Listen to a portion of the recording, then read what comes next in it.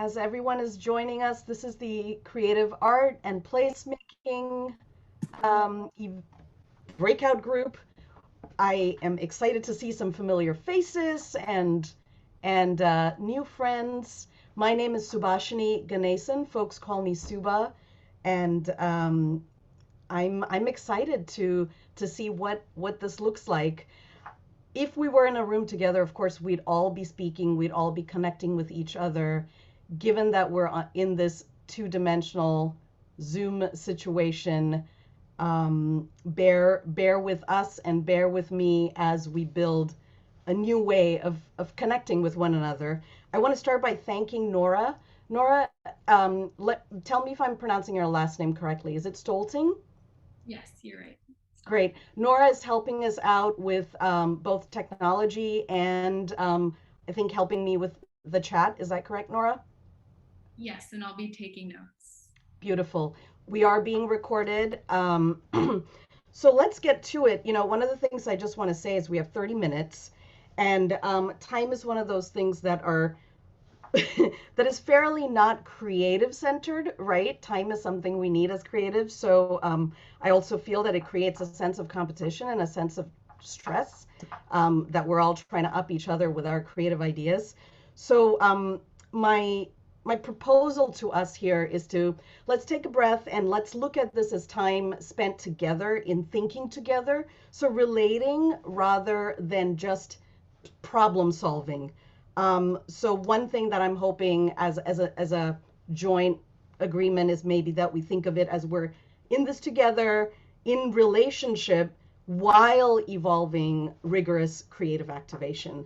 And the second thing is I'm going to invite you, if you need it, to create anonymity. Often this is done in several groups that I've been with where you can change your name to 3 dots. So if you're going to put some info into the chat and you just don't feel like your name needs to be in there in order for you to be truthful, you're welcome to do that. But of course, if there's only one person with 3 dots, we'll all know who you are. So so we need a little bit of a, core relationship, but I just want to say that ahead of time. But can we embrace truthfulness as we move through this?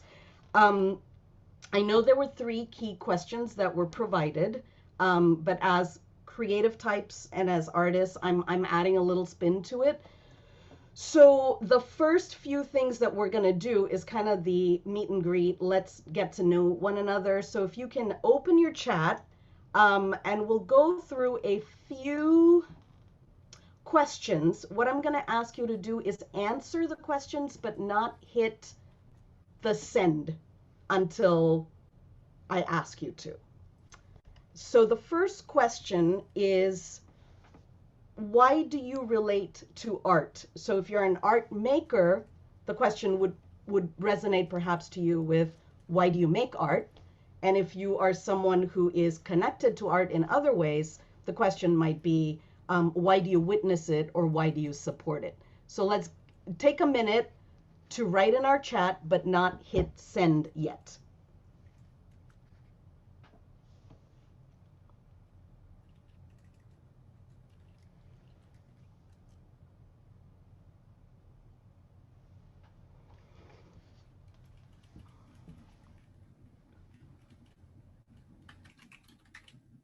Feeling like people are almost done, but there's some without video, so I'm going to give you, we're at 36 seconds, but I'm going to give you about another 15 seconds to complete your thought.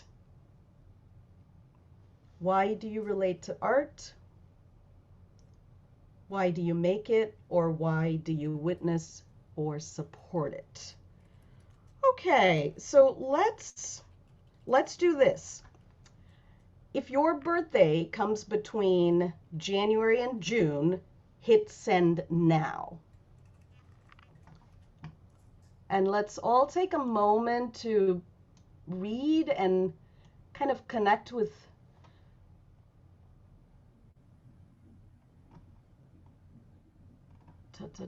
and just get to know one another in a different way, right? And if your birthday falls between July and December, please hit send now.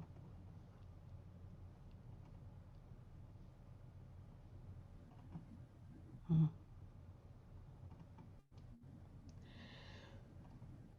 So it's just a way for, I think, for us to just take it in, and we've heard presentation, so it's a moment for us to breathe and kind of be in ourselves and in this community. Thank you so much all for sharing. There's some profound and diverse folks in this room, so it's great. You might just be in the taking mode, but I'm going to invite you to get back into another question. And this question is goes like this: what does public art mean to you? And we'll give you a minute again, and the same thing: write, but don't hit send yet. What does public art mean to you?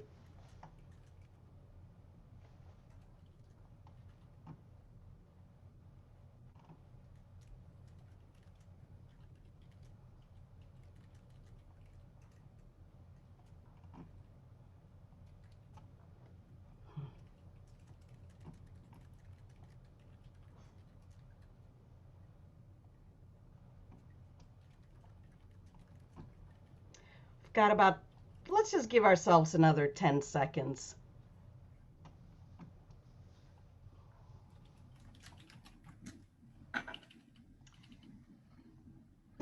And this time, those whose birthdays are between July and December hit send first.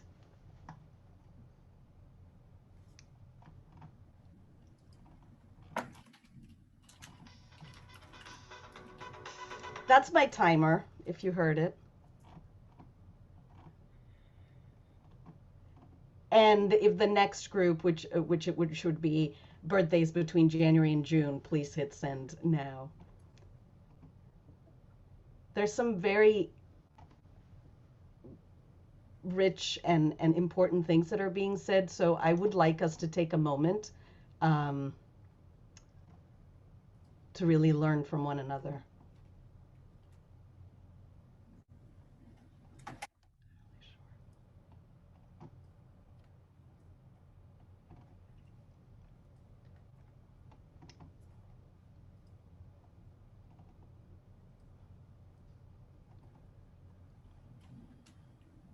Hmm. Thank you. And there's one last question before we hit our actual questions, and we're going to go into Jamboard. So before that, the last question here is, in your opinion, who do you think is not here? So who is not in this room? Who's not in this conversation with us? So same thing. Put it in chat, but don't hit send yet.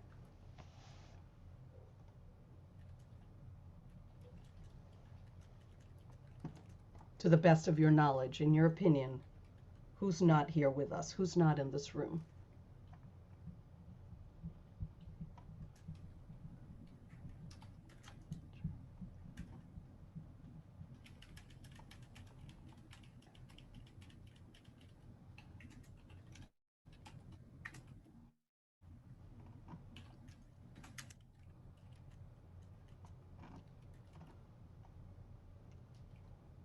Gonna give 5 seconds.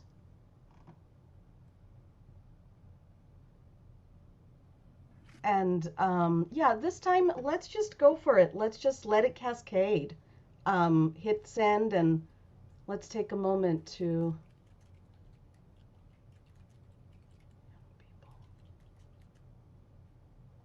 civic life, environmental communities we're planning for.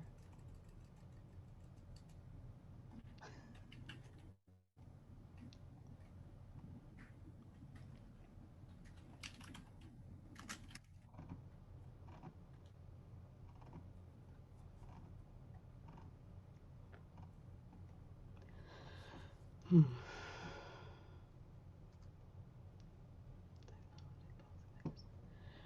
Great. You're all responding in such fabulous ways.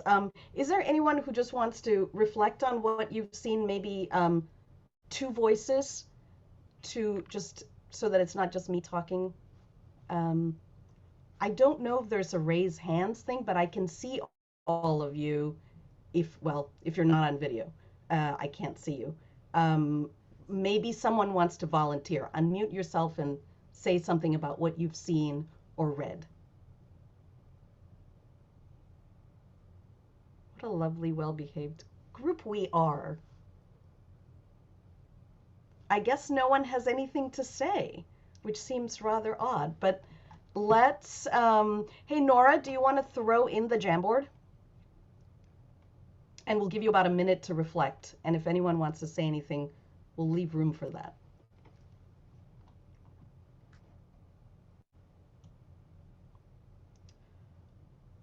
So you will see a link, and if you click on the link, you will get to a Jamboard which says Art and Placemaking. If you have not used this before, I hope the most important thing to see is on the left-hand side, there is a bar, at least on my computer. And if you scroll through it, in the middle, there's something that says sticky note. And so if you are going to add some information, you would click on that and write. And if you hit return, it will show up on our screen. And again, another way to share thoughts and info together, right? There were 3 questions asked. The first question was, what are the biggest opportunities in this topic area? And what is a vision of the future we should strive for in 5 years? I was hoping that we might frame this question at the beginning, perhaps with what I put in as words and phrases to describe creative placemaking. So perhaps if we can just take a few minutes and bring in some sticky notes and please put it in as you're feeling the spirit move you. You don't have to wait for me to hit send now.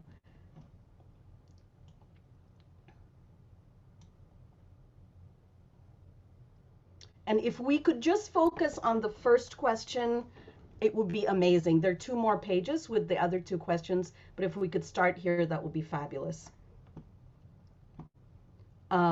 Really focusing on words and phrases to describe what creative placemaking means, because the definitions are varied.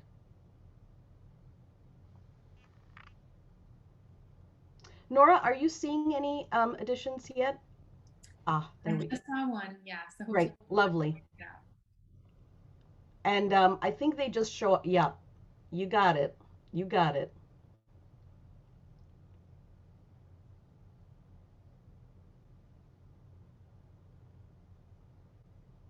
Thank you, Michelle.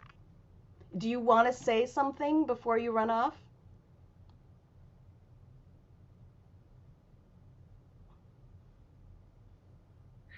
Oh, good question. So much to say. There's already been so much that I've seen pass through the chat. One thing that I feel really inspired and invigorated by is the question of bringing young voices and more diverse voices to this conversation. I know I'm working with a group of first-year students to create around place this term, and will continue in spring term as well. So I hope to look back at the Jamboard and perhaps bring what's brought up today into a potential work with them in the spring. So that's one reason why I'm here. So thank you. Thank you, Michelle. Yeah, absolutely. See everyone later. Have a good day.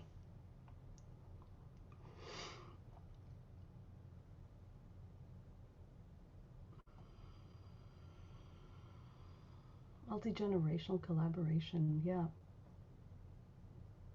So as these phrases and these words are coming out, I'm also seeing thoughts on opportunities, right? There's There's one that says over the road art, decorative and artistic lighting, elevated sculpture, simple sculpture that is also reflected on building faces. So that relationship between us daydreaming and relating it to what we believe creative placemaking is, that diversity itself is, to me, exciting and lovely to see. And just so you know, I'm looking at my screen when I'm peering into the other side. So as we're at 12:24, we have about 15 minutes more. So I think we can actually get through this and then get into a space for speaking with each other because we have till 12:40. If you're ready to move to the next slide, and you will see the arrow on the top middle, it'll say next frame. And if you click on the next frame, we get to the second question, reality check, which says, what are the biggest barriers to achieving success? Why haven't we done this already? You, I have a personal, interesting relationship with the word success. So, I want to think about equity and accessibility in relationship to creative placemaking, because when we're thinking about art and we bring in the word success, it does bring up some curious hierarchical thought processes. So if you're ready to move into the second section, let's start adding some thoughts about the barriers. But really, what I would love for you to think about is, how are you thinking about equity? And how are you thinking about accessibility in relationship to this concept of creative placemaking?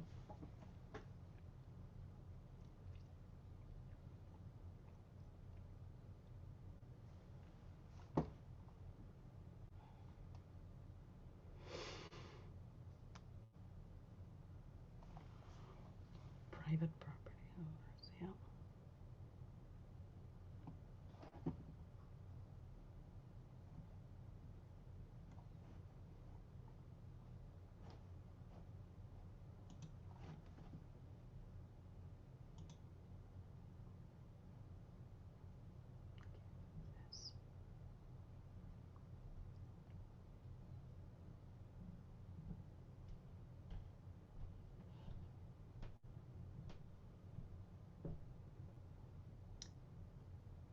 Fear of change.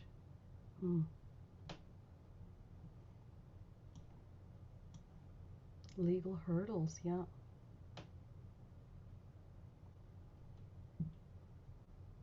Engaging groups on city regulations.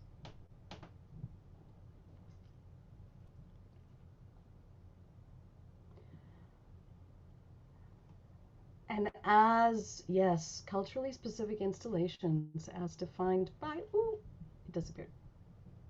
I love when they just pop up and then defined by the various cultures, yes. Lack of artists, I'm interested in that. Wonder what that means.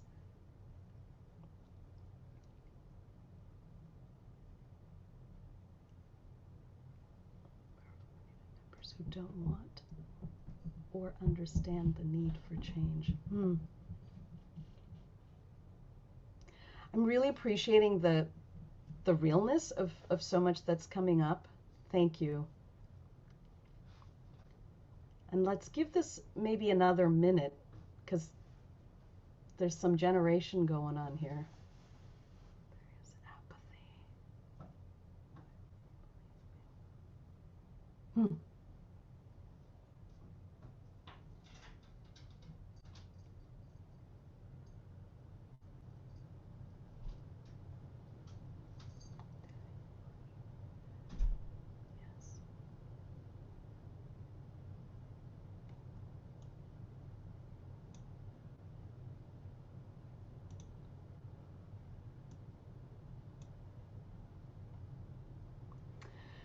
And as we're wrapping up thinking on this, let's go into the next frame when you're ready, because we'll go back and look through this one more time. And the next frame is really about this idea of next steps, right? What are we going to do next? who should be included, and this question of who and what is missing from the conversation, which we began thinking about at the beginning.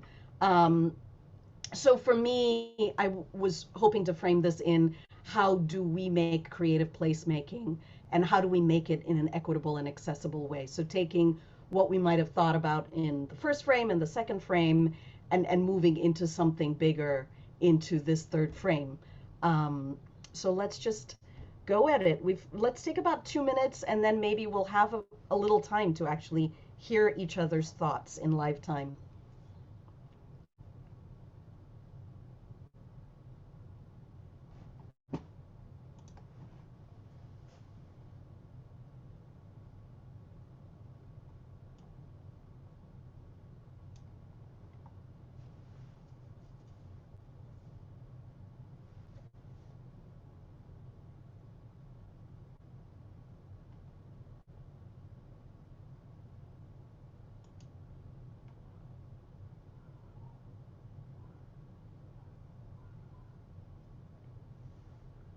Starting in the east, yeah.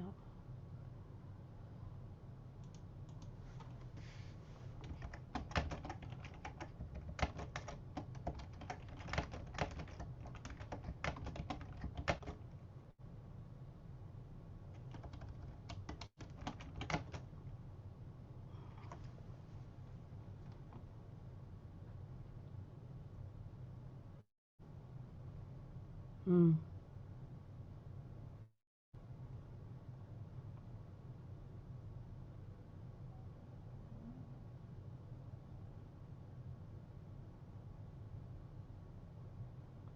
To see an organization.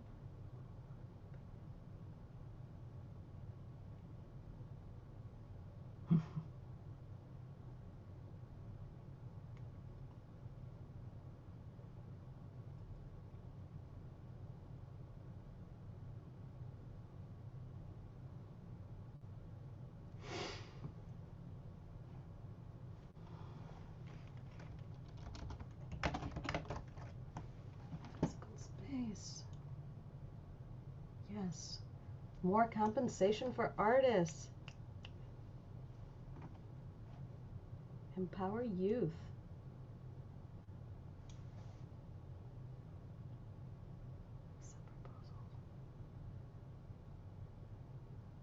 Yeah. This is great. So, as we continue to add information, I would love we've got about 10 minutes.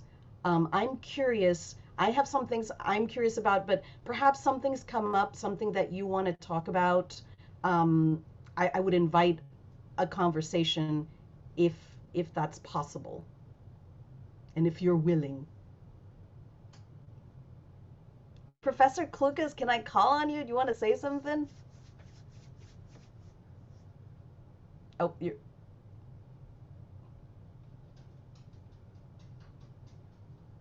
okay. You're still muted, but There we go. There we go. great. There's an awful lot here to want to talk about. First of all, what I'd want to say is that I've not ever used this Jamboard, and it's absolutely great because in just a few seconds here, you can have a multi conversations going on simultaneously rather than just one little thing, and it really gets a good way to share the vast number of different issues that are involved here, and it's not just something simple. There are lots of things, and there are lots of groups to be involved in here, uh, lots of issues to consider, um, and I do really appreciate this group because I do also think this is, in my mind, a central element of making these spaces meaningful. I mean, the second slide talked about the arts and creativity, but really they're so important for cultural reasons as well. That I do see this as a central element of what we're doing, or what this group is trying to do. So, Thank you. Anyone else would like to? Walla, I see that you're unmuted. Is that because you'd like to share something, perchance? maybe not.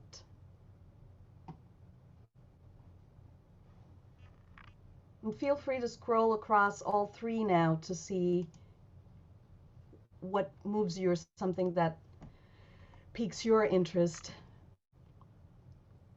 I'm thinking a lot about youth. I work a lot with youth, but this constant reminder that youth are constantly being perhaps used or left out, used and left out of important questions, I think is valid and important. And there's a lot of work being done to bring youth more to visibility. And so it's great to see that we're thinking about how do we empower youth in at our tables.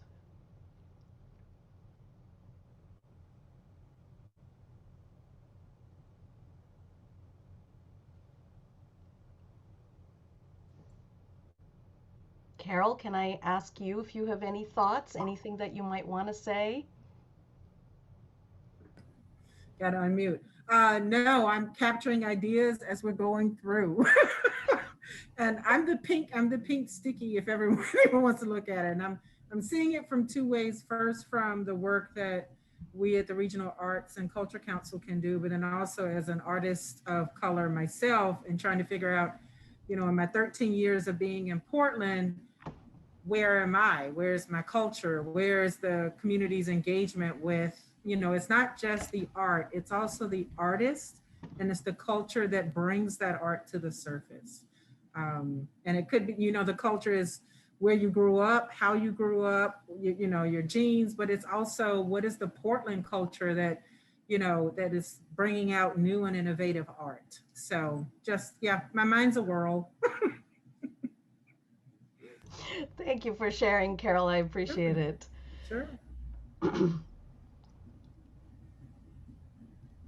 I'm one of those facilitators where I realize I love silence, so I hope it's not stressful. I think as we're thinking through this, then perhaps we can move in and out. And if you have any thoughts that you might just want to share over chat instead of having to say it out loud, feel free to do that.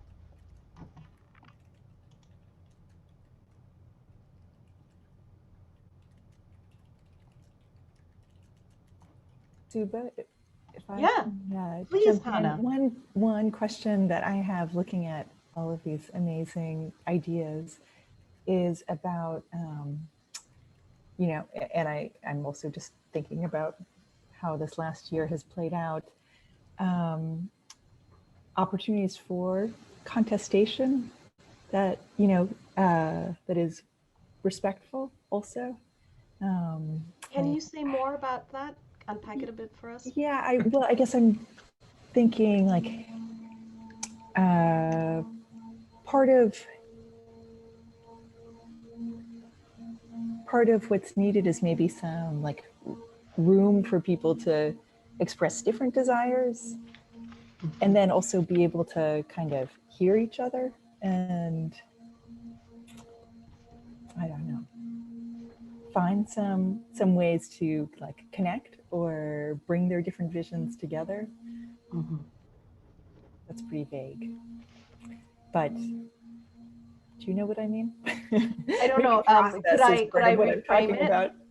Yeah. Well, the way I'm hearing what you're saying, it relates to something that Carol was saying, which is, you know, do we center arts or do we center arts and artists, right? And if we brought the artist into the same centering as artwork, then perhaps the relationship changes, the connections change, and then desires get co-created, right? Yeah. That's sort of how I'm hearing it and reading it. Yeah. I think it changes the whole conversation when we listen to how our rooms. I'm watching the numbers tick up as people rejoin our large group.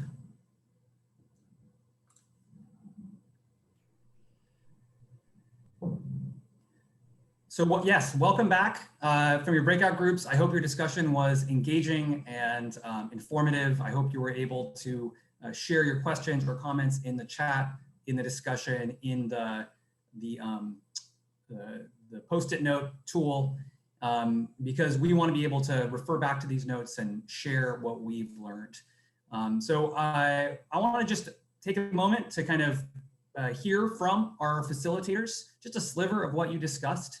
I'm going to give each of our facilitators just a couple minutes to report back to the large group, to share kind of what the discussion explored, what you found most striking of the ideas, and whatever you wanted to kind of bring back to the larger group in this wrap-up moment. So Julius, if you could start us out with a summary of what you all talked about in your group. Yeah, there was a lot of really great discussions. I think something that that immediately stood out that I think sort of applied to all three aspects of what we're doing here. So the dream, but also addressed to the practicality and next steps, was mutual aid, which is something that is, developed and that's kind of grown since the pandemic, and that also sort of intersects with this ability for us to, meet people where they're at, right? There have been mutual aid networks that have expanded since the pandemic, and something that was discussed and brought up was, we can piggyback off of what's already been there. Another thing that came up, and something that sort of just something I noticed, which tends to be like a problem like in Portland and in these spaces, was, creating spaces that are actually inclusive to the conversation and allowing BIPOC folks to actually come to the table. So something that was said just at the very end was, even the timing of this event is somewhat problematic because it falls smack dab in the middle of the workday. And I'd be remiss if I didn't mention the fact that here we are having a discussion about global equity, diversity, and inclusion, and the majority of the folks in the conversation are white, which is not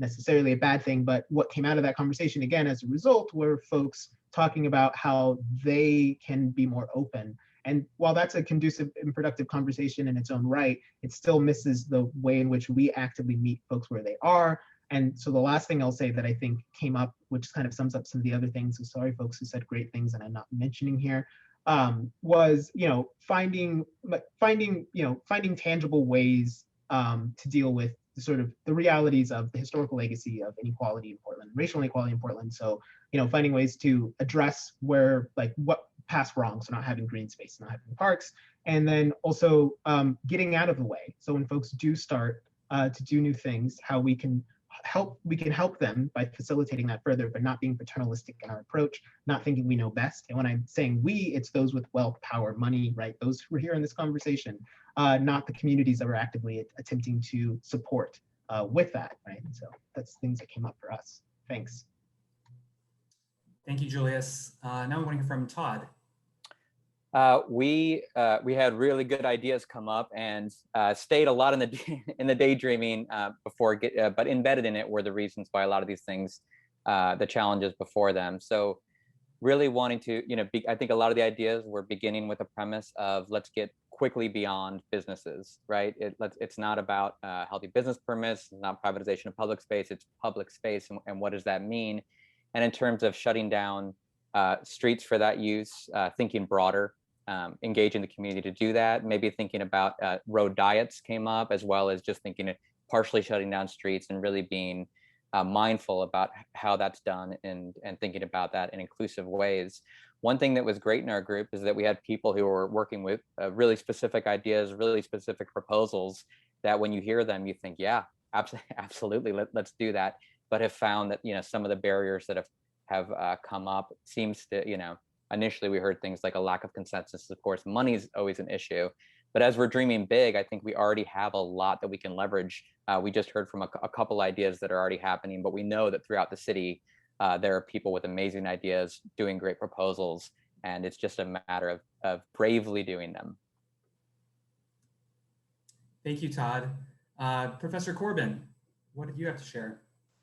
Oh, so I think one thing that we definitely wrestled with, especially under the idea of civic commons, is how even in the classical sense, if we think about the feudal system, that there's always a tug of war between public and privatization, and what does actually public mean, and how do communities have agency to actually change their streets to their desired needs. And so one of the topics that did come up is how are communities be able to have this agency and create their commons outside of business districts? Like, how does that look like at the neighborhood level? I think a lot of people are in support of a carless street system at some, in some degree, but we also have to understand that it is putting up barriers, and what does it mean when you shut down one part of the street, and what does that mean as far as access? I'm particularly thinking about frontline and essential workers, and how sometimes streets being shut down also means that they are having a longer, more laborious way of getting to their work. And I think that particularly targets Black, Indigenous, Latinx, and Asian workers that tend to be the frontline workers under COVID. But I think one of the things is, and I think it was a really great point that was brought up, is that a lot of these tensions around how community wants get filtered through the municipality, through these agencies, and what does that mean to have that filter and not have direct agency, and what could that mean as far as technology, or there's a great post on like paid positions for common keepers, and like what would that mean, and how do we secure that that idea of the civic commons moving forward. So I think there's a lot of great conversations. I think people are very excited to see this, but I think there's also a little bit of how can we actually make this open for everybody, in which they can feel a belonging and feel dignity, and actually be full agents of these spaces that they seek in the city. Thank you. Subhashini. Thank you. We covered a lot of ground, I believe, and I'll start with, we had a series of questions that we started with, one of which was who's not here, who's not in this room, and I'd like to read a few of those thoughts. Frontline workers, families, Black Portlanders, children, political decision makers, houseless community, seniors, BIPOC, immigrants, refugees, people with disabilities, people representing Portland's many different neighborhoods, people without access to technology. So we kind of began with the privilege that we have to be in this room to have this discussion.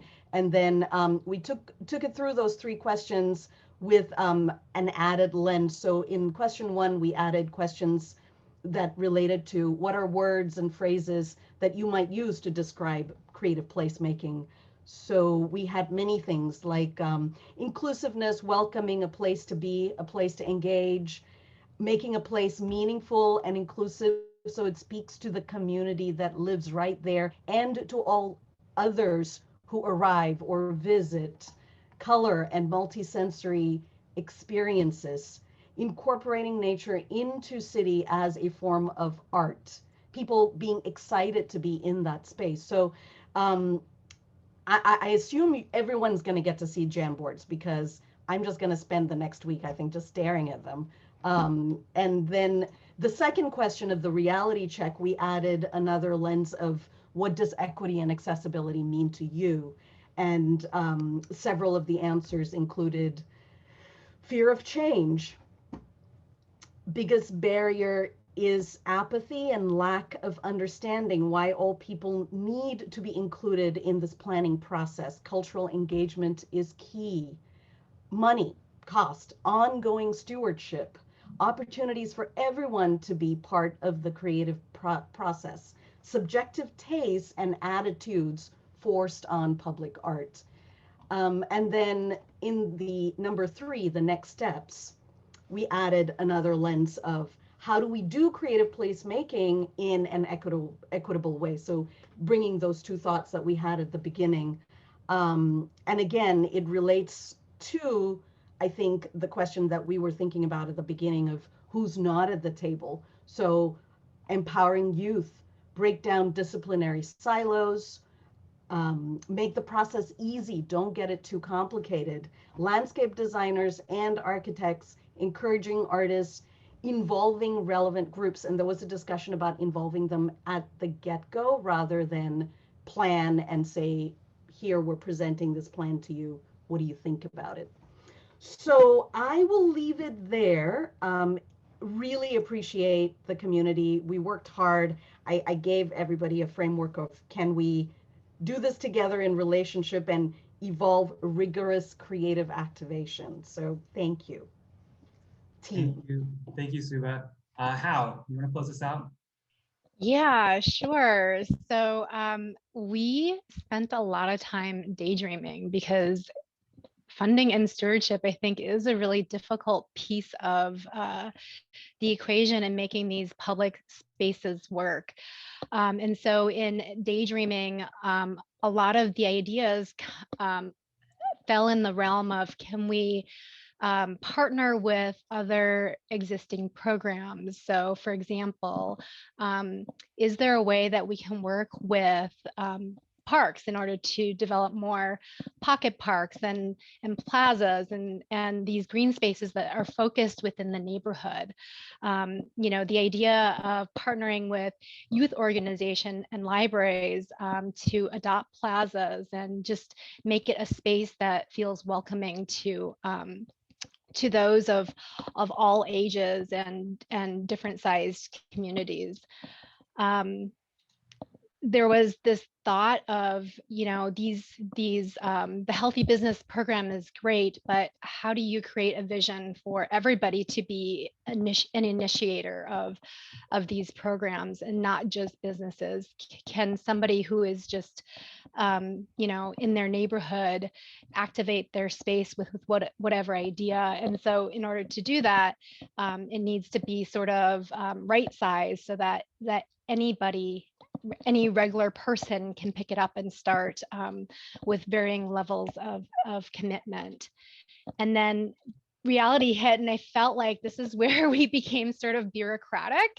And so the reality of the fact that, you know, you can spark an idea with passion, but soon burnout is pretty common even in the business. So, you know, for example, even if you have sort of an anchor tenant, what happens when they move on to the next thing and decide that that is, they no longer want to be a part of that business?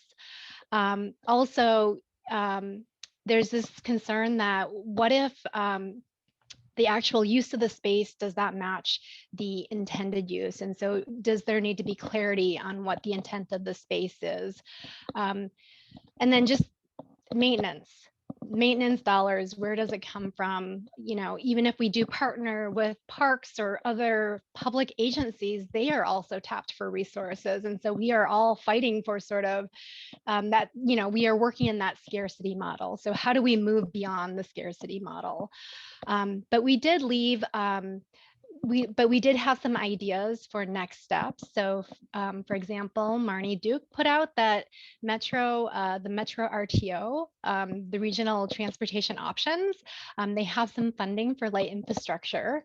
So if you have an idea, you can reach out to Marnie to seek out a grant for your idea.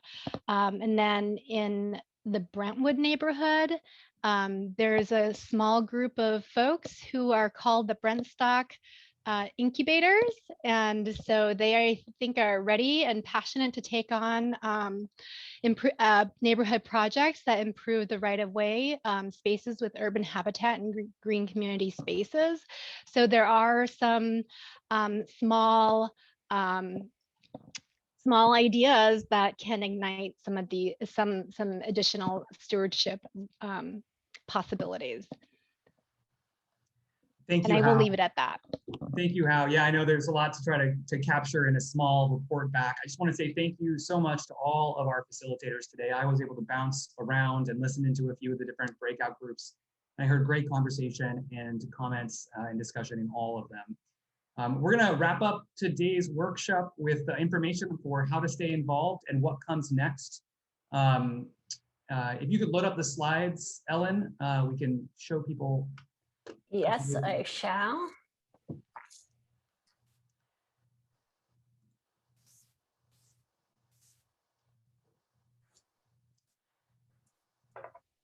One of the best ways for community to get involved in street transformation projects just over the last 10 years or so has been through a community group called Better Block PDX. Now they've got a new partnership with Portland State University, and Better Block PSU offers a pipeline to develop your own community-led ideas using student teams to develop the concepts, the engineering, to work through some of those details. They have an open request for project proposals that's active right now. And we want you to think about it. Think about submitting your own projects, connecting with your community and seeing if there's an idea you can submit to their response for proposals and get the process rolling. We'll post a link in the chat for you to follow up. Well, some of you might be wondering, what are we going to do with all of this great stuff that we learned today? Well, for one thing, we're going to inform the work of projects that a bunch of students at PSU and the University of Oregon are going to be working on in collaboration with various community partners. And we would really love for other people who teach or who are doing research, whether it's at the college level or at high school level, if you think that there's an intersection between what you're working on and the themes that we've been addressing here, we'd love for you to engage with us and bring your classes in. We're going to be holding a workshop in April that'll be focused on these projects. We're just trying to get a date that works for all the different classes. So stay tuned for that. And this information hopefully will help, Hal and her colleagues develop some of these proposals they get for the Better Block projects. They're going to come in and they'll be, probably open for a lot of different suggestions. We certainly hope to inform PBOT's continuing experimentation in placemaking in public space. And I shouldn't limit that to PBOT, because I think one of the things that's come out of this is the need for, more coordination and collaboration between different agencies. And we will like to present it in a form that will be available for community members and practitioners, share it with people. And there will be a follow-up of after our April event, which is hopefully to generate brainstorming and build the collaborative process around these specific projects. We'll reconvene at the end of the spring, whether it's in late May or early June. We'll pin that date down and we'll share with everybody the findings of our various meetings, as well as discuss the work that's been done on the projects. And more, importantly, or equally importantly, talk about the next steps for the Urban Design Collaborative. And I've posted this link here, and it'll be posted in the chat. Until we get our website up, please get in touch with us through this feedback form. So again, as I said at the beginning, Urban Design Collaborative, we don't really exist yet. We are starting a conversation. This is the beginning. There were a lot of people who were not part of this conversation, who were not here today. What might we be? What might we do?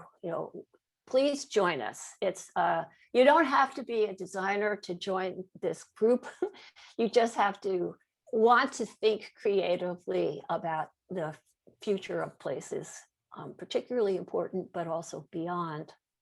And we're looking for your collective energy to help bring this group to life. So Nick did such a great job in moderating.